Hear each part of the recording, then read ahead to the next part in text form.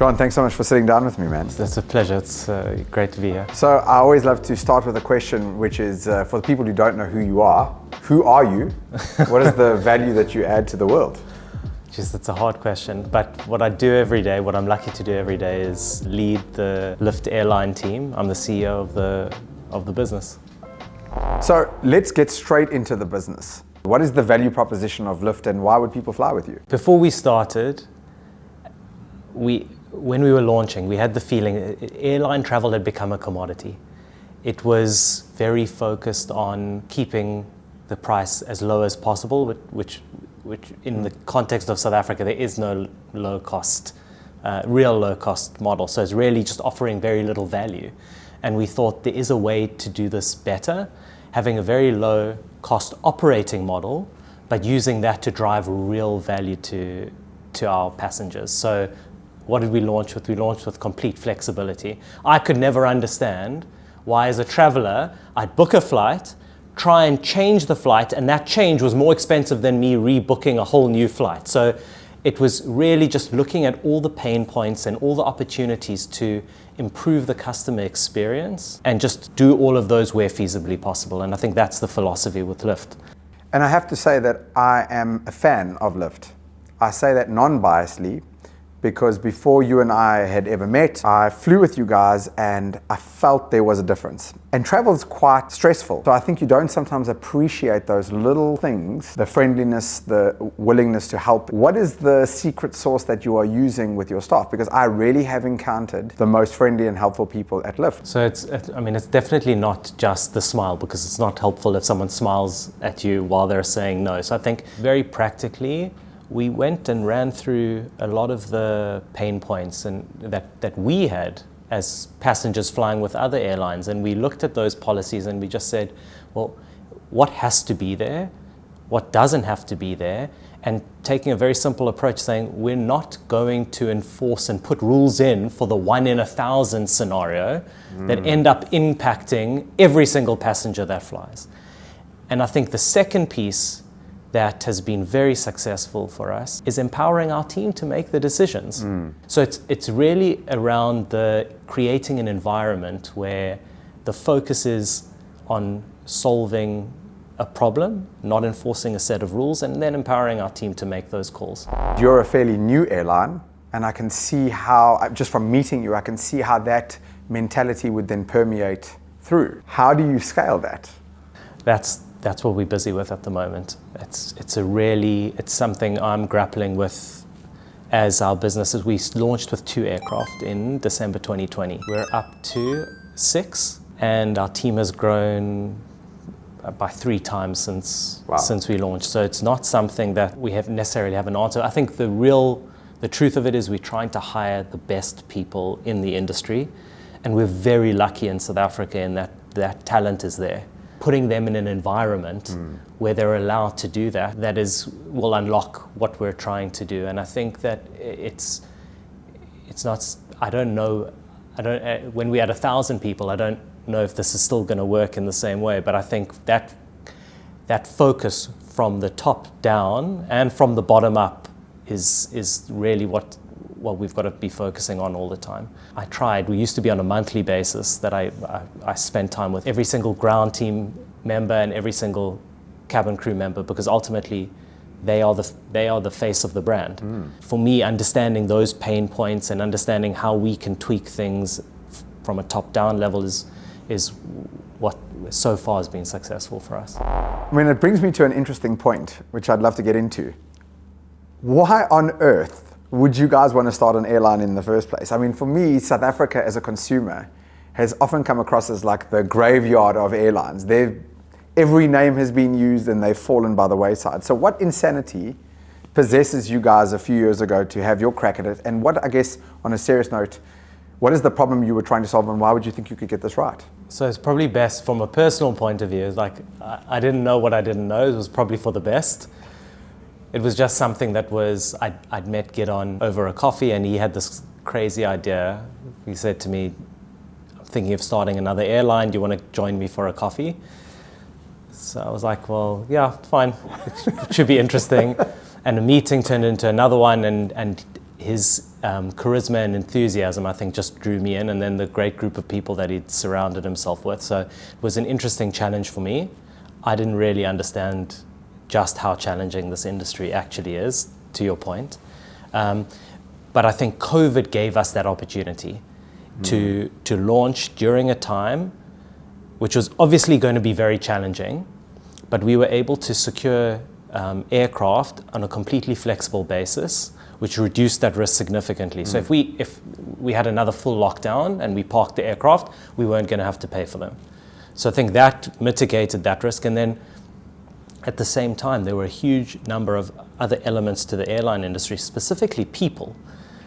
So if you recall, at the time, SAA was not flying and Comair was not flying, the two largest airlines in the industry. And so we were able to basically cherry pick the best of the best and bring those people on board and help really kickstart the airline. So that was, I think, the reason we decided to launch when we did.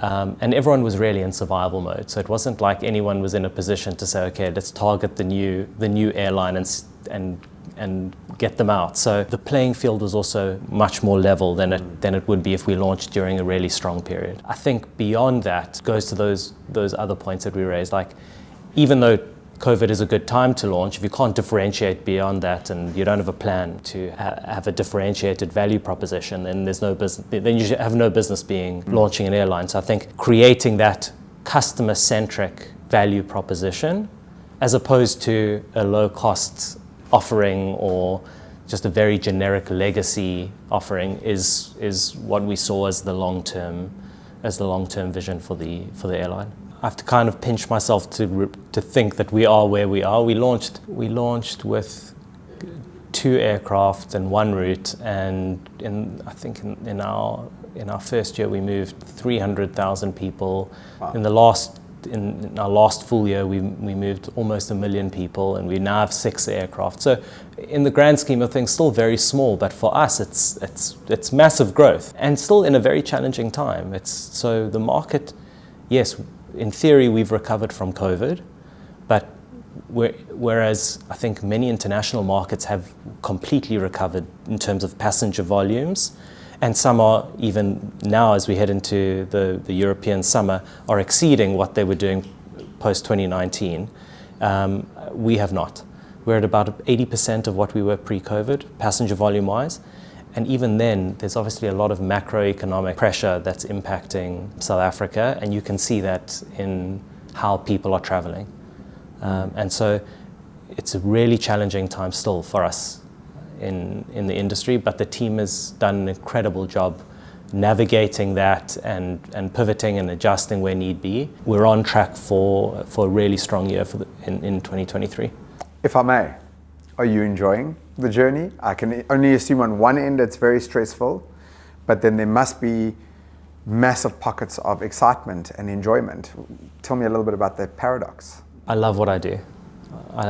It's every day throws a new challenge, whether it's figuring out where we're going to get our next aircraft from because the business is growing, to periods where there's been uncertainty around fueling at the airports and dealing with how we're going to manage running out of fuel at a international airport in South Africa, and how we're going to tell our passengers that, sorry, we can't fly because there isn't fuel. I mean, every day is different, but I love it. Maybe not in that moment. Yes.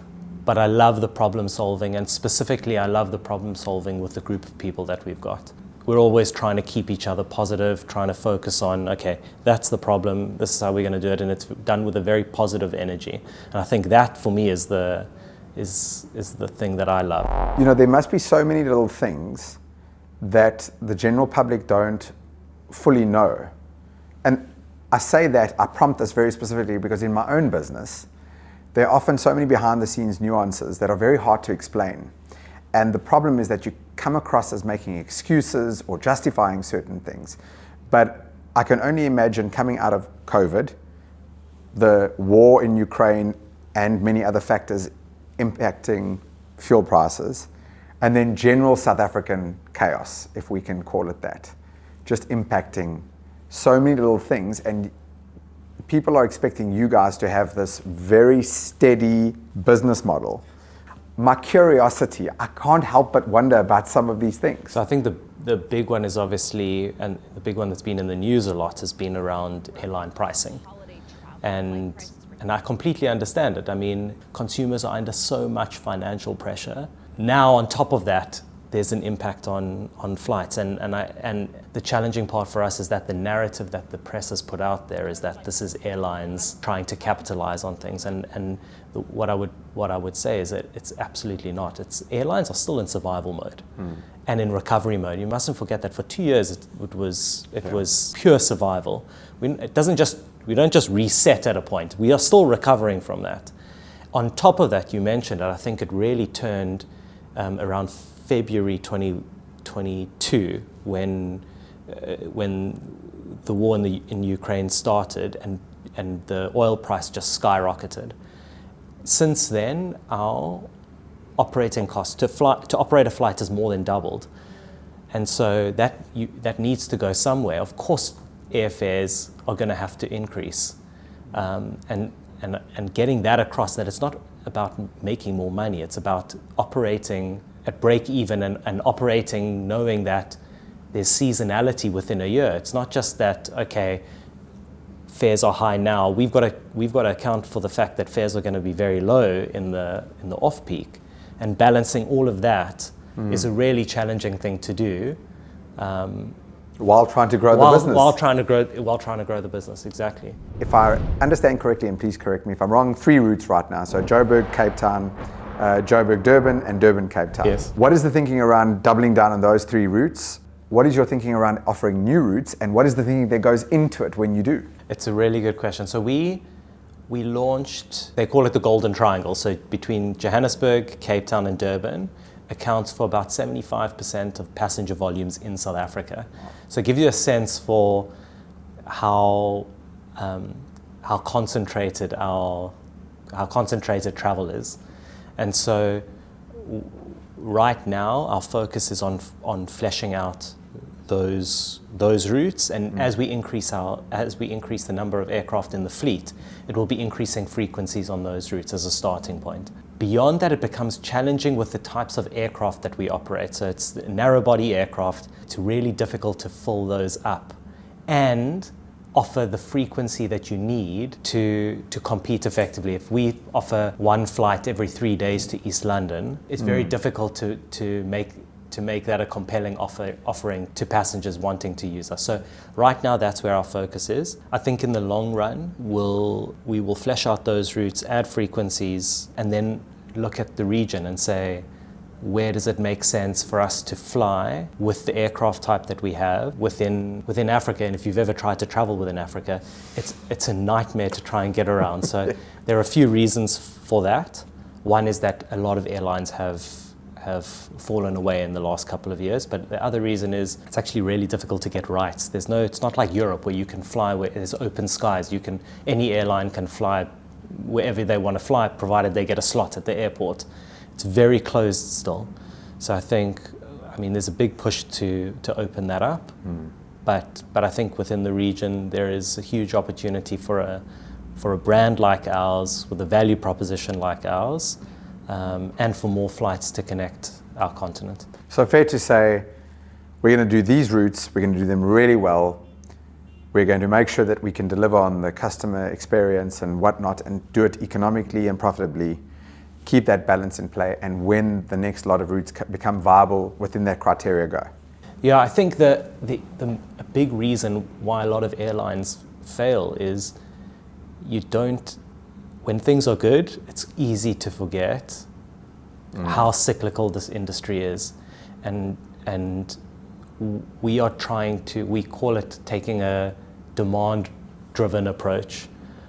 I'd rather be behind the curve and catch up a little bit, but not overcommit the business and be caught short. And so that's kind of the approach we're taking. And if we grow too quickly, and we were talking about it, that value proposition and how to bottle it and how to do this at scale, I would rather focus on getting that right at scale and grow slightly slower, but keep that quality, than try and get to 20 aircraft and lose that lose the ethos and the culture that is Lyft.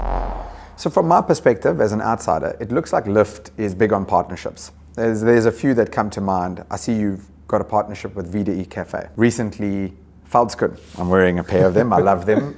Those guys are great.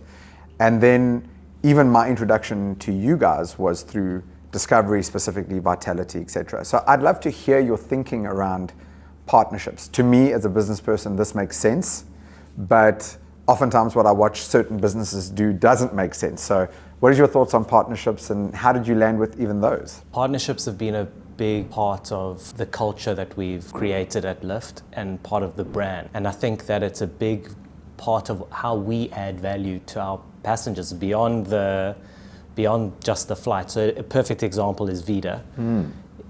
It is an iconic South African brand, which is obviously good for us. So we were very unknown, and so getting them on board really helped us position ourselves in the premium space that we were trying to achieve. I'd never had a good cup of coffee on board a flight, and so for us it was a very important part, along with the flexibility. So it was a great way to partner with a local business, support local, and give great value to our passengers. And so I think that's really at the heart of all of our partnerships, is how do we add value to both brands and to our customers.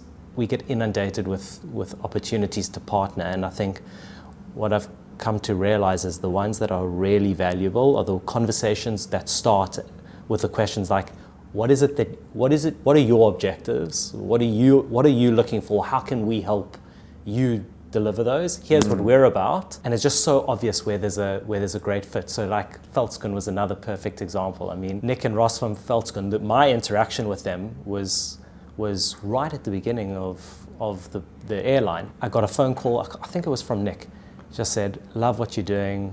We like so supportive. We want to send you a pair of shoes. They send me, and they send me the shoes that you're wearing. And it was only about a year and a bit later that we sat down and said, isn't there something to be done? And it was just that organic interaction where it's not trying to just be very transactional in how you're doing it, that has been successful for us. I've been saying for the longest time, don't listen to what they say, watch what they do. But that's where I found the partnership link so interesting. Now, I'm biased toward Veldskun because I love them. Nick and Ross, they're just great human beings, and they're doing some cool things, and they've got a great story on their own. We've had very big brands come and chat to us where there isn't an obvious connection. Yes, maybe it helps us grow our reach, but there's no obvious connection. And then there have been times where we said, listen guys, it doesn't make sense for us. Yes. We're just spamming our passengers, and you're spamming your customers, and it doesn't make sense. Vida makes sense. We serving coffee on board. Veldskun makes sense. Grumpy Snacks, it was just a great small business starting up, and really is the focus for us is supporting local. Our crew are wearing Veldskun, there's more jobs being created in South Africa. Absolutely. And for us, that's really important. So I think it's just really being authentic about why we are partnering with someone, as opposed to just, this is going to increase the number of people that hear about Lyft. Sure. But from me to you, long may it continue. I think it's great. I don't just mean Veldskun or Vitality, because that makes sense to me that the people on the other end, the consumers, are getting the good rates. That's a whole different part of it. So there's the distribution side of things, like with Vitality and with some of the other distribution partners who are absolutely critical. I mean, just right next door to our offices is Travel Start, as an example. So working with all of the distribution partners in South Africa has also been a critical part for us. Without them, we would not have had the success we have today. I also came in very naive. I was thinking, guys, we're going to have a fantastic website. You're going to be able to do everything on the website, and people will come to our website to book with us. No. People want to book the way they want to book. So you need to one, understand the more generic partnerships, but understand how we partner with the trade and with the distribution partners if you're going to be successful. So here's an interesting one. I'm doing a little bit of research for this interview, which I don't normally do, but I thought this is a really cool opportunity to get a lot of questions out of the way. And I stumble upon this idea, because I don't have dogs, that you've got like a dog-friendly service, which makes sense to me. You launched it 2 years ago. I want to know how this has gone. I want to hear what even spurred this on, and how's it going? Like, give me some more detail, because this is fascinating. So the first thing you need to know is that we're very big dog lovers in the office. Most days there are at least 2 dogs running around our office. So that was the starting point. The other piece is we really do listen to customer feedback. There were a few requests to fly with dogs, and flying with dogs in the hold is not a great experience for the pets. So we wanted to find a way to see if we could balance having dogs in the cabin without disrupting things for other passengers. So it took us a little bit of time, but we found a really good middle ground, and it blew up. We've had, I think, over 2,000 dogs fly with us since we launched it. And I want to say like no notable incidents at all. So that balance has been really good. So one per person max, 2 per flight maximum. There's specific flights that we allow them on, so obviously we don't want them on peak flights where the cabin is really full. And there's a really strict process that we follow to make sure that the dog is healthy and that they've had all their vaccinations and nothing's going to happen on board. So it's a really balanced approach, but people are loving it. And then in true Lyft fashion, the surprise and delight is that when you arrive, every pup gets a little ID. We call it a paw pass. So you've sent in a photo of your dog, and they arrive and they get a little ID pass from the cabin, from the crew. So it's really it's just like a fun way to express who we are. Because I think the trick lies in, like, you can sit in your office and think, oh, we've got this great idea. But as you just mentioned, the practical application of that idea suddenly becomes cumbersome. And then I think a lot of businesses might start to avoid that Pandora's box that would come with doing this. And yet you guys have followed through. And just from me to you, I'm a dog lover, but it's not because of that. The part I'm really loving is the willingness to throw some darts at the dartboard and be okay with the rough process in the beginning to get there. I think that what we're lacking in a lot of industries at times is we've become so politically correct, even in our own thinking. It's like, just avoid anything that could cause any trouble. And yet you guys, long may it continue that you can just keep throwing these darts out of the desire to want to help people and make the experience better, but have to suffer these unintended consequences in the early stages. Well, it's not. I mean, it's far from perfect, and a lot of it is because we don't control that full process. So you arrive at the airport, and you need to get through security, and that's not controlled by our team. So we continuously trying to improve the experience, and we continuously ask about other animals, and when we can fly with those, specifically cats. And a big reason we haven't opened it up to more animals is because until we can see that process being more efficient, we don't want to open it up and create this huge volume and have a really terrible experience for passengers flying with the animals. Jon, let's be straight. Human beings tend to celebrate their victories more than their losses, and then that is compounded when you're in business. You always want to put up a brave face and tell the world how you've got everything perfectly done to assure people that you know what you're doing. But there's no question in my mind that you guys have done a great job. But I want to go the other way. So I want to hear about some of the pain points along the way and some of the big lessons that you might have learned, because I think this is a real gap for us to talk human to human and not the proverbial marketing bullshit that comes that way. We learned some real lessons very early on. So we launched in December 2020. We launched actually with 3 routes. We launched operating Johannesburg to George as well. And if you recall, as we went into the new year, there was this garden route, a really big lockdown on the garden route, and people started cancelling. Demand fell off a cliff, and almost immediately we had to cancel that whole route. And so it was a very early wake-up call on how sensitive this industry really is to these macro effects. That was the first. The next really challenging moment, I think, was in July of 21, when Gauteng was locked down, and you could only fly for business. Yes. Effectively, travel in and out of Gauteng was shut down. We only fly to Gauteng.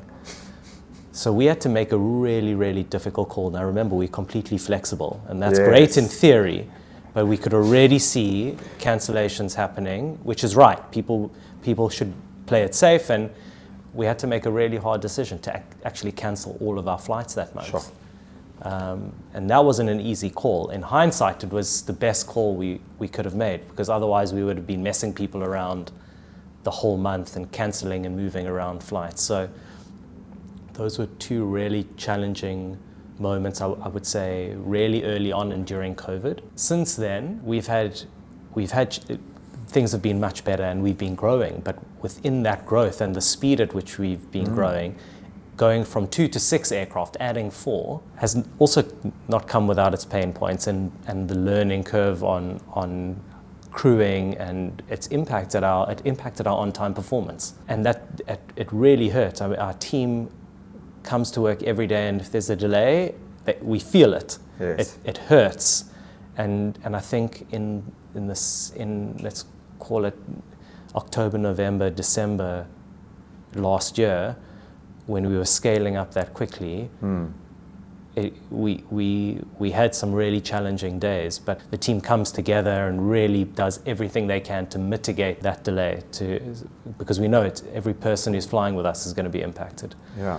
So I would say those are some of the bigger challenges, but it still amazes me knowing how much can go wrong on every single day, how often things just actually do go so smoothly, and more than that, and I think this is often what people don't see, and you were saying you don't see behind the curtain, is there's an amazing group of people that come to work every day, and all they are focused on is making sure that our passengers are getting from A to B in the most comfortable and stress-free way possible. And when things go wrong, they are here till all hours of the night, making sure that people get to where they're going, that their bags get to them, that they're not stranded at the airport if the flight's landing late. We've had examples of flights landed really late, people can't get an Uber. Our ground team have put people in their cars and dropped them where they need to go to make sure that they're not stranded at the airport. It's at that level that our team will go to make sure that passengers are looked after. Yeah, and I have to say, again, I've experienced, one of the reasons why I wanted to do this interview was because of my experience with Lyft, before and during. We've got a rule with Like a Tourist: if we don't have a good experience, we just don't talk about them. So I'm under no duress to do this. I just found that as a frequent traveler, I was feeling for a long time that the industry needed a bit of breath of fresh air. And I think it hasn't just been you. I think some players, my whole aim is not to berate anybody else. But there were times and patches, just as a consumer, that I was getting highly frustrated with the older guard. And so it's been refreshing to see you guys come along, and maybe one or two others. And I think competition is the very thing that drives innovation. So long may that continue. But it's been great to even just sit down with you and kind of get to understand the inner workings. And if I could close this off with you, I want to understand a little bit about what the future of Lyft looks like. Now, man plans and God laughs. This has been the lesson for the last 3 years. So I'm not trying to hold you to specifics, more get to the thinking of how you would like Lyft to look like in a year to 5. How are you going about not only stabilizing the ship, making everything efficient, but growing? What does growth look like to you? In a nutshell, I think it's driven by the growth in our fleet, in our network. And as I said, I think we're not in a rush to be the biggest and have as many aircraft as we can have. I think we're going to grow as there's demand for it, and grow in a sustainable way. The number of aircraft that we operate within the next year, we're aiming to get to between 8 and 10, and then probably with that, just fleshing out the number of flights we have on the Golden Triangle.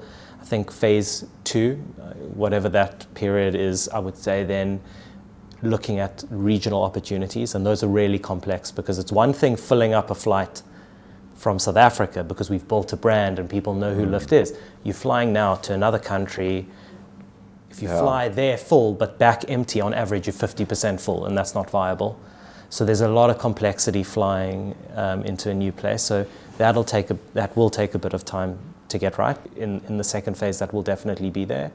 And then really making sure that as we grow, we don't lose the spark and that magic that people associate with us and feel when they fly with Lyft. So that for me is really important. And then looking at our product, and I think we get suggestions from customers every single day. I mean, things are far from perfect every day.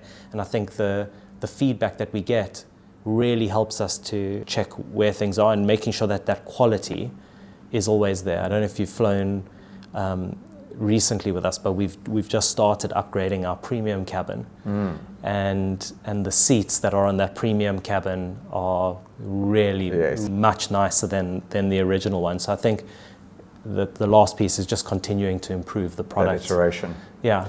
Yeah, I was lucky enough to fly with you a handful of times recently, so it's been great. I really want to just say thank you for taking the time to sit down with me. If I can, I would love to just offer you a word of encouragement. I think that you guys are doing a great job. I think that's what, as a fellow entrepreneur and business person, I'm well aware of how many darts I've thrown and how many times I've messed it up.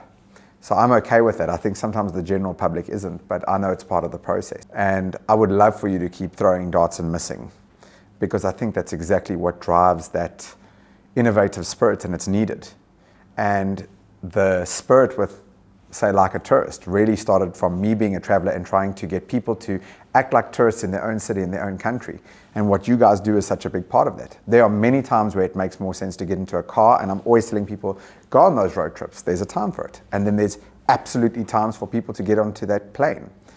And it's nice to know that, at least from my personal experience, there's an entity in our corner trying to make that happen, trying to make the experience enjoyable. I hope that this interview has at least given people some of the insights as to some of the things that I've gotten to know, but maybe other people don't. And I'd love to leave you right there. That is your camera over there. And maybe you can leave our audience with a closing thought, however long or short you want. Yeah, I mean, I suppose it's just thanking all of those people that have flown with us and have made us successful, and up until this point. I just want to thank you, because we wouldn't be here without you.